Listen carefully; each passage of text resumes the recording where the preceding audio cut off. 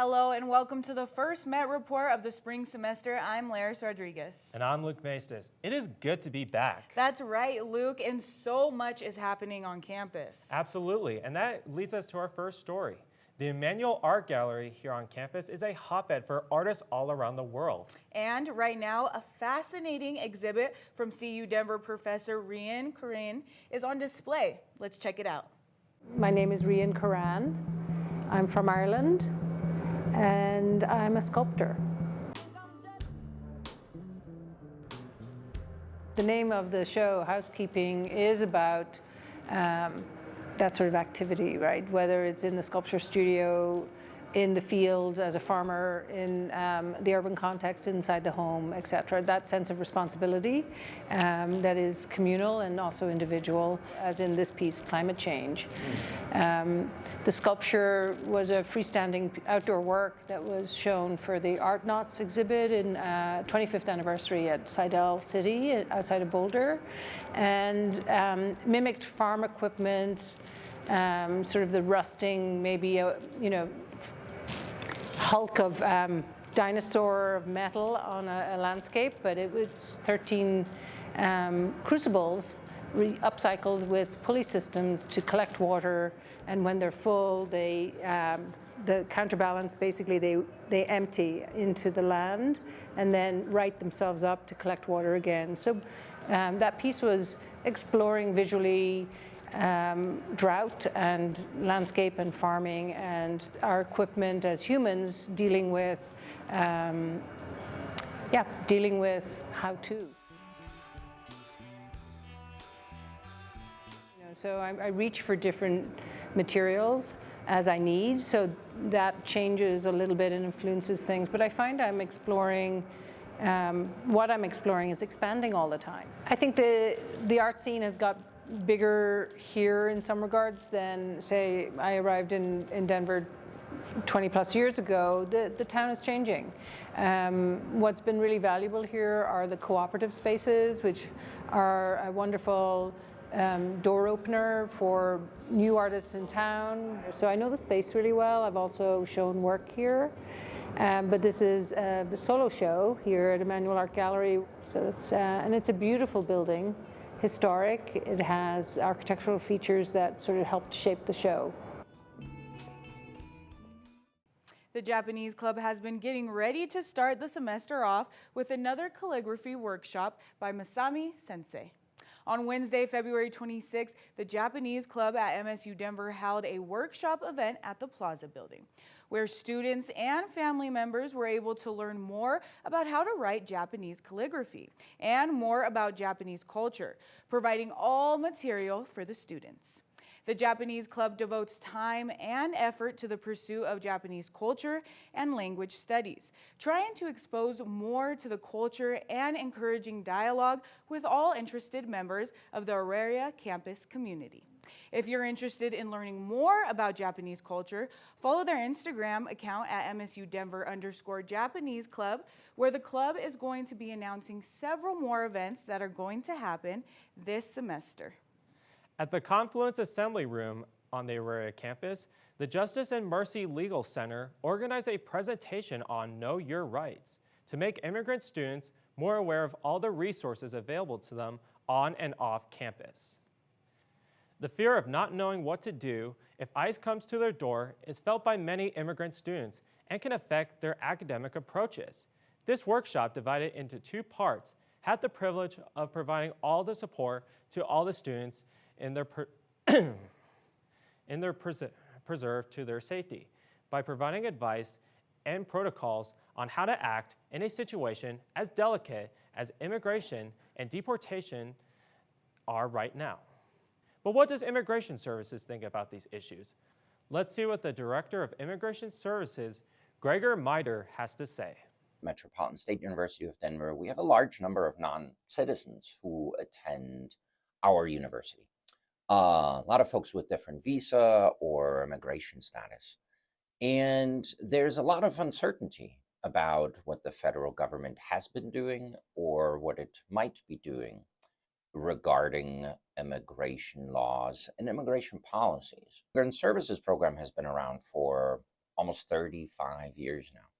And in those 35 years, Immigrant Services Program has worked with all different types of immigrants.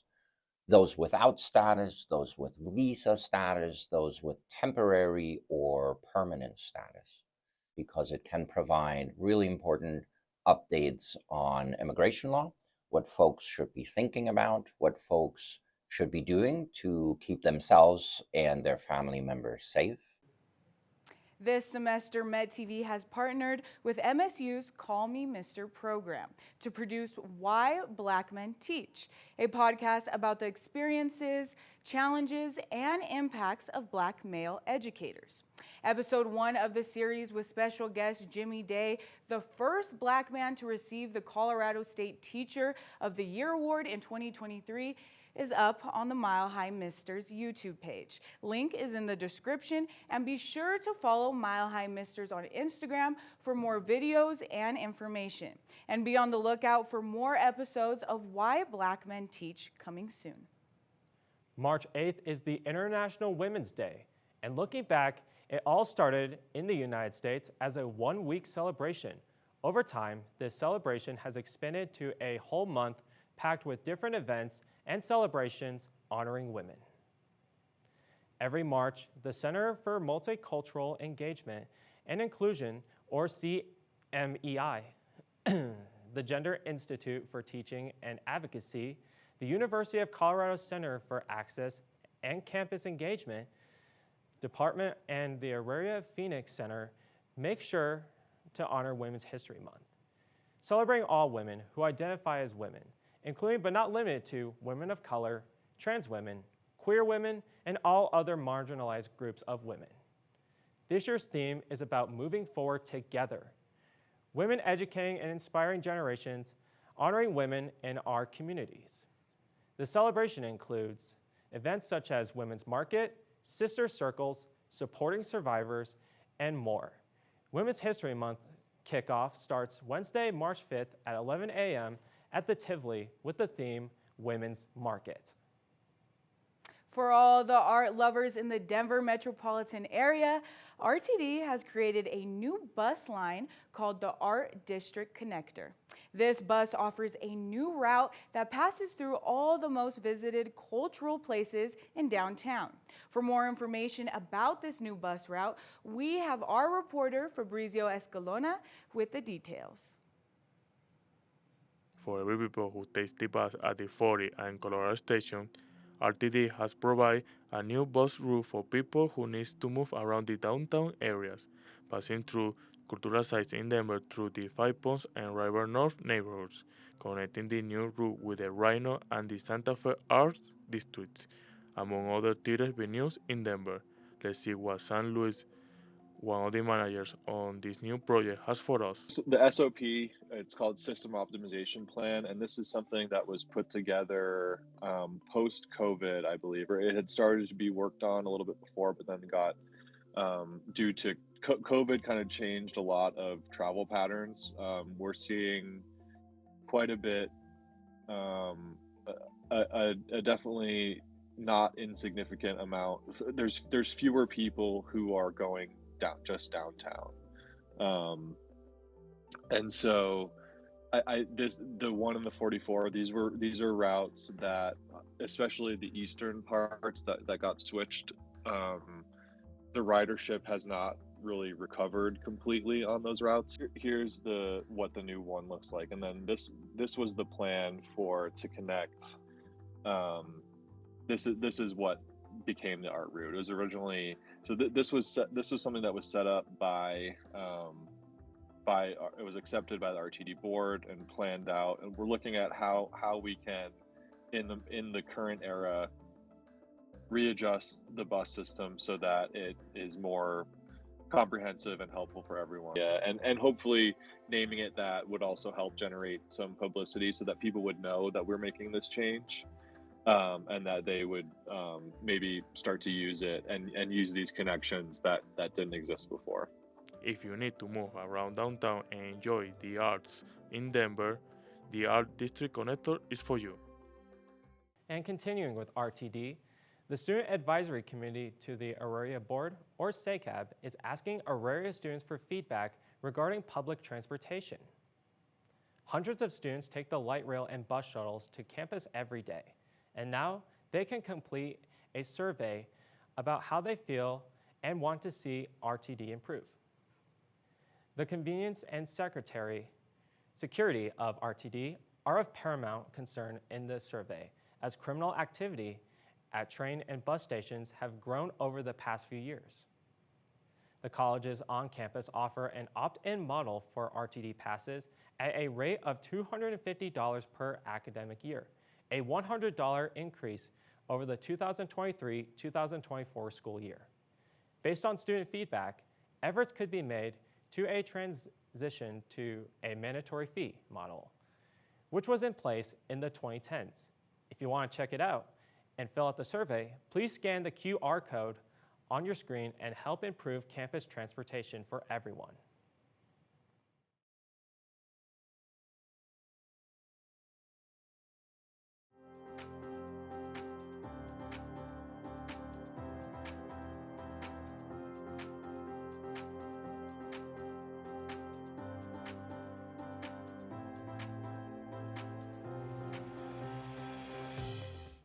Hey, what's up guys? I'm Riley Rome with all the latest in entertainment. Let's jump right in.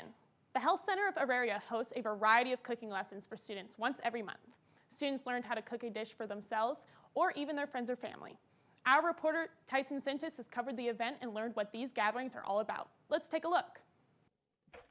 Cooking with Purpose is held here once a month on the Auraria campus. It not only teaches students how to cook healthier, but also on a budget.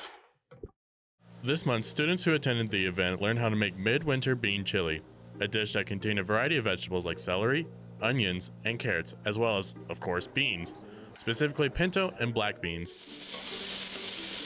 The chili not only had healthy ingredients, but it also had ingredients that were budget-friendly for students, such as off-brand vegetable oil and beans. Options like these are available in the food pantry, Rowdy's Corner. Students who come to these gatherings range in a variety of skill levels, some from just starting brand new to having some skills in other dishes. I'm living on my own for the first time in a while, so this cooking class is a good opportunity for me to learn some skills. Yeah, I'd say like some pretty new. I've experimented a little bit, but pretty much. Although she was not at the event Tuesday, the cookings are hosted by dietitian Natalie Novak, who is a registered dietitian at the Health Center. She worked on making these dishes healthy and budget-friendly. These events occur every last Tuesday of every month. The next gathering takes place March 26th. The next dish that will be made is homemade tortillas. For information on how to attend, signups are available in the MSU Denver's event calendar under the Cooking with Purpose tab. Over here at the Hospitality Learning Center, I'm Tyson Sintas with the Met Report. The red carpet is rolled out and ready for this year's 2025 Oscars. The 97th Academy Awards are set for Sunday, March 2nd, and will be hosted by none other than Conan O'Brien. This year's Oscars are shaping up to be an exciting night full of surprises. The race for Best Picture is nearly unpredictable this year, with Anora leading after wins at the Producers, Directors, and Writers Guilds. However, Conclave surged forward after a strong showing at the BAFTAs and the Screen Actors Guild Awards. Despite Conclave's momentum, many are still betting on Anora for the big win. In acting categories, Adrian Brody is poised to be adding a second Oscar to his mantle, while Fernanda Torres could snag Best Actress. In the Best Supporting Actor and Actress categories, big names like Zoe Saldana and Ariana Grande, as well as Kieran Culkin, may also be walking away with their own Oscars. With tight races across the board, you may want to tune in to this year's Oscars, this Sunday night. MSU Denver's theater department is coming in hot with their production of the Addams Family musical. This adaptation of the beloved film is all about love and family bonding. Our entertainment producer, Luke Maestas, got a chance to take a sneak peek at this exciting production. The MSU Denver's theater department up-and-coming production is both creepy and kooky, sweet and neat.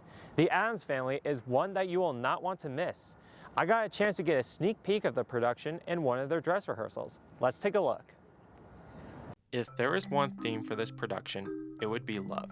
The musical adaptation of The Addams Family by Marshall Brickman and Rick Ellis follows the story of Wednesday Addams as she falls in love with a, quote, normal boy named Lucas, who is from a respectable family based out of Ohio. Wednesday asked her father Gomez to keep her love for Lucas a secret from her mother Morticia. This exciting musical from the MSU Denver Theater Department also has incorporated modern adaptations to the beloved TV series with up-to-date costumes and choreography. I think not only the work that the cast has done, but I think also the work that costumes has done to really sort of bring their own vision to these characters and update it a little bit. So Fester's in leather. You've got Wednesday in what you may not normally see Wednesday in. She's got, a little bit of a funkier, more updated look.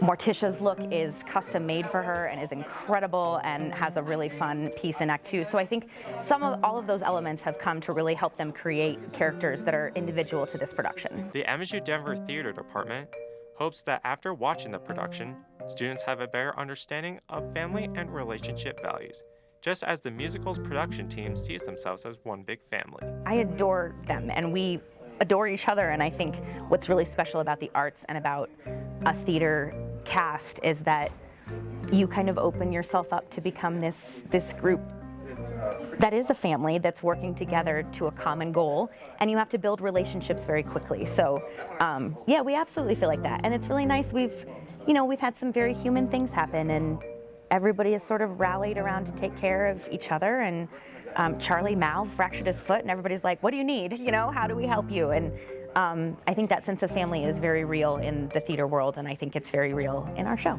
MSU Denver students can get in for free with a valid student ID. For staff and seniors, tickets will cost you $11 at the door and $21 for the general public. The first show was last night, but you can catch The Addams Family tonight and tomorrow night, and March 6th through the 8th, with those shows being at 7:30, and the matinee March 9th at 2:30 p.m., all at the King Center. For the Met Report, I'm Luke Maestas. Pika Pika Pokemon fans, yesterday Pokemon Day was celebrated around the world, and we got a preview of new content to come. The Pokemon franchise is celebrating its 30th anniversary this year, having become one of the most successful media franchises of all time, grossing upwards of $120 billion.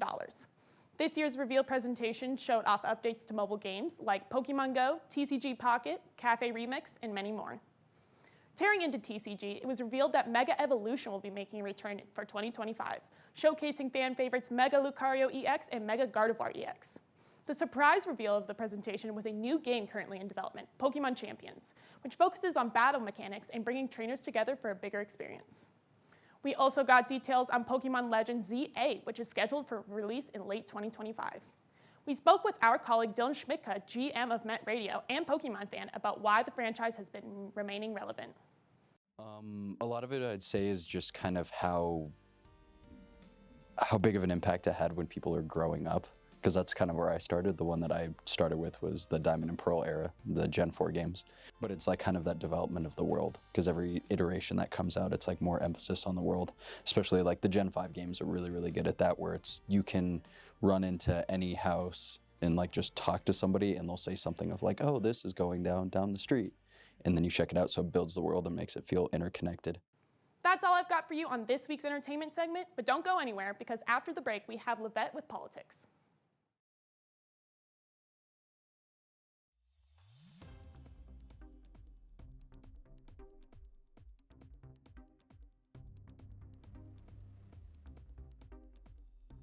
Hello everyone, I'm Levette Sanchez. Welcome to the Met Report Politics. As the state Congress gets back into legislative session, one of the major concerns for lawmakers is the $1.2 billion budget shortfall that economists predict will deplete reserves by 2029. Our own Alex Petrich has the story. Colorado's economic growth has slowed as we continue to rebound from the pandemic. And while our GDP is expected to rise by 3.3% from last year, the budget dilemma has Democrats and Republicans highlighting different issues in spending. State Senators Barb Kirkmeyer and Jeff Bridges both reside on the state's Joint Budget Committee, the former a Republican and the latter a Democrat. Kirkmeyer has voiced concerns of irresponsible spending habits, citing 7,000 new full-time employees and 17 new state offices over the last 6 years, also criticizing the state government's allocation of $20 million in a cash fund to be used for capital renovations. Bridges, chair of the Budget Committee, asserts that the state has enough revenue to cover expenditures, but that TABOR, or the Taxpayer Bill of Rights, is limiting how much the state can spend in accordance with population growth and inflation. Despite partisan disagreements, the fact remains that Medicaid takes up the most considerable portion of the state fund, accounting for $600 million last year. Why such high numbers? Population data shows that Colorado is getting older, second fastest growth rate for people over 65 in the country. The Department of Healthcare Policy and Financing attributes this rise to increasing Medicaid costs. Strategies to resolve the budget deficit will continue through the legislative session, even as priorities among Congress pull in two directions. For the Met Report, I'm Alex Petrich. Earlier this week, demonstrators took to the Capitol to protest the Senate committee hearing of Senate Bill 47. I went to Capitol Hill to check it out. Earlier this afternoon, a committee hearing was held at the state capitol over Senate Bill 47, which aims to recreate Senate Bill 0690, which was repealed back in 2013. This new bill would prohibit local governments from passing any ordinance that limits a city, its employees, or other officials from providing personal information to federal immigration authorities. Nonprofit groups and other residents attended the committee hearing in opposition. We caught up with Paula Grimaldo, membership coordinator at the Colorado Immigrants' Rights Coalition, to learn more about why community members disagreed with the bill. This law created a lot of fear and harm within the immigrant community. It allowed law enforcement to ask people what their status was and essentially carry out ICE's work for them. After hours of testimony, the committee suggested SB 47 be postponed indefinitely. The motion passed with a vote of 3-2, resulting in the current suspension of SB 47. This has been Levette with the Met Report. President Donald Trump rallied his cabinet members this past Wednesday for the first meeting of his second term, gathering members behind his agenda, as well as making him and Elon Musk the key figures of the meeting. Trump spoke highly of Musk, who is not an official member of the cabinet or the administration, even having the cabinet applaud to Musk, stating how everyone is extremely happy with Musk. Trump spoke further on the Department of Government Efficiency, also known as DOGE. He explained how DOGE is a support function for the president and for the agencies and departments. He spoke of DOGE cutting $1 trillion of government spending and getting in the position of balancing budgets during his term. Furthermore, Trump spoke on DOGE's emails sent last Saturday and Musk forcing federal workers to respond to the email. Otherwise, they may face termination of their job. Trump stated that Musk's order was somewhat voluntary and they are more, quote, on the bubble, or maybe they're going to be gone. Maybe they're not around. Maybe they have other jobs. This meeting also spoke on how Trump hopes to make a deal with Russia and Ukraine to end the war, even if he stated that there's no guarantee that this will happen. Are you a go-getter? Are you hungry to get involved and take action? Then MSU Denver Student Government is for you. Applications for various positions, including 1 student trustee, 2 state CAB representatives, and 9 SG TSAC council members, are now open and will close on March 10th, with voting taking place between April 7th and April 18th. On April 25th, both revenue and expense forms are due and election results will be published. Any student looking to be a part of MSU Denver's student government must adhere to certain qualifications, depending on the 3 available positions, with those conditions being listed in the candidate application packet. The candidate application packet is where anyone, especially potential candidates, will find all the information they need to be a part of student government. For more information, you can visit Student Government tab in the Student Life section of the Student Hub, or reach out to studentelections@msudenver.edu with further questions. And that's all we have for politics this week. Once again, I'm Levette Sanchez. Thanks for watching, and stay tuned because after the break, we'll have Brandi with sports.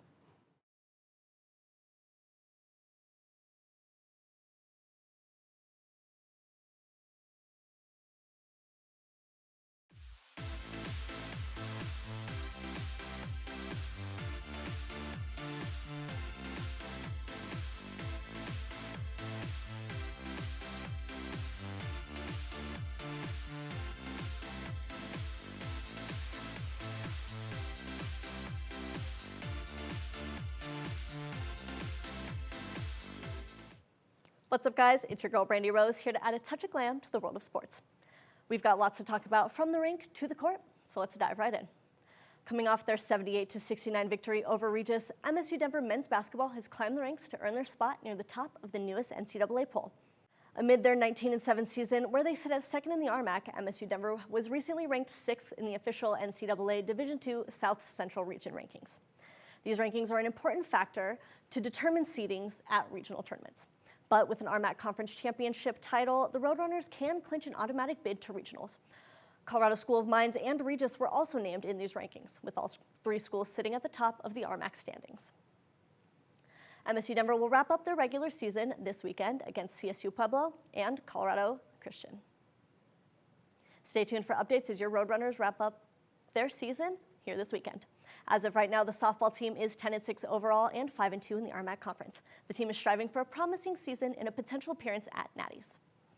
Our reporter Laryss Rodriguez got to speak to 3 seniors on the team to get to know them a little bit better.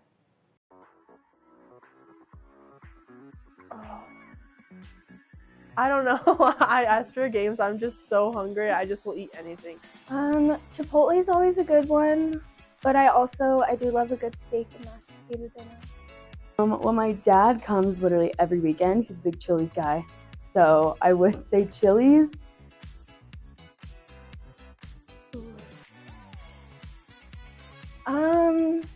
I don't think I would like anything else. I love the outfield. Maybe catching, it was kind of fun. It's definitely really hard. I would definitely be a PO. Life is hard in the games, but I don't know. They just like do. They're just like fun. I don't know. It just seems like a fun position to be. I don't really think my high school self understood like the impact that like Metro has like had on me and just like where I am and just like the steps I've taken in only 4 years. So it's definitely like I'm very proud of myself for making it through these 4 years, but I mean it's a little crazy just to see how much I've grown and my other teammates have grown in 4 years. Softball's just been, my outlet for a very long time, and so it's definitely sad, to know that that's going to be ending soon. I don't think my high school self expected me to be here. This year I have a different mindset going in, just enjoying every moment and not really focusing on the outcome. Obviously, still want to win, still want to get to regional tournament, but I'm just really enjoying every second and being with the people and enjoying the people around me and all my family coming to watch. For the second consecutive year, MSU Denver Club Hockey is Nationals bound. So let's recap their regionals weekend. After finishing this season ranked 3rd in the final ACHA D2 Western Region rankings, the Birds entered regionals weekend at the Promenade at the top seed, receiving a bye on day 1 and awaiting the lowest remaining seed on Friday, which happened to be number 14 University of Washington after upsetting number 7 Utah State. The Roadrunners took on the Huskies on Friday, and thanks to the efforts of forwards Tanner Caldarola and Jackson Tillinghast, MSU took a 3-0 lead entering the 3rd period. But the Huskies were quick to strike back in the final period, sending this one into a sudden death overtime. After 11 thrilling minutes of OT, Jackson Tillinghast put this one away with his 2nd of the night, securing the Roadrunners their spot in day 3, where they would take on number 10 Grand Canyon University, who eliminated number 11 University of Montana and number 4 Weber State. With both teams fighting to keep their seasons alive, Metro knew what was at stake: win or go home. And with TJ McLeod and Nate Jaramillo finding the back of the net, the 2-goal game from Tanner Caldarola, and of course the hat trick from Jackson Tillinghast, the Roadrunners punched their ticket to Nationals with a 7-2 victory over GCU. Now with club hockey heading to St. Louis, how can you support your Roadrunners on the road? By scanning the QR code above, you can find resources on who MSU Denver Hockey is, how you can watch their games, and of course, fundraising opportunities to help the team with travel expenses and support their Nationals run. Supporting MSU Denver Hockey on the road is a critical part of their success. With this QR code, you can stay connected with the team and stay up to date on all the latest on their journey in St. Louis. Let's go Birds. After 20 seasons, 3 NCAA titles, 3 championship titles, 11 All-Star appearances, 6 Olympic gold medals, and 5 league scoring champion titles, the GOAT is retiring. And I'm, of course, talking about Diana Taurasi, the fierce leader, supportive teammate, and trailblazer of women's basketball. Taurasi, who played all 20 seasons with the Phoenix Mercury, is the first WNBA player to score over 10,000 points, and is the 2nd most decorated FIBA athlete in history, only behind teammate Sue Bird, who is quoted saying that Taurasi has a way of making people feel connected to her and makes you feel like $1 million. In an interview with Time magazine, Taurasi said, quote, "Mentally and physically, I'm just full. That's probably the best way I can describe it. I'm full and I'm happy." There's no doubt that the 2004 #1 overall pick, Rookie of the Year, MVP, and WNBA all-time leading scorer has had an incredible career. Her impact on the league and the sport of basketball as a whole is undeniable. Well, that's all I've got for you this week. Checking out one last time for Met TV Sports, I'm Brandi Rose. Back to you guys at the desk. Thank you so much, Brandi. It's so great to hear about our club hockey team. Oh, yeah, absolutely. They've filled an Arizona Coyote-sized hole in my heart for sure, so it's been an honor watching them. Yes, congratulations to them and good luck to them. That's all we have for this month. Thank you for watching. To stay up to date with the latest content, be sure to follow our socials for all the latest with Met TV content. Also, check out our website to see what's been going on with the Metropolitan, Metrosphere, and Met Radio. Have a great day, everyone. I'm Luke Maestas. And I'm Laryss Rodriguez.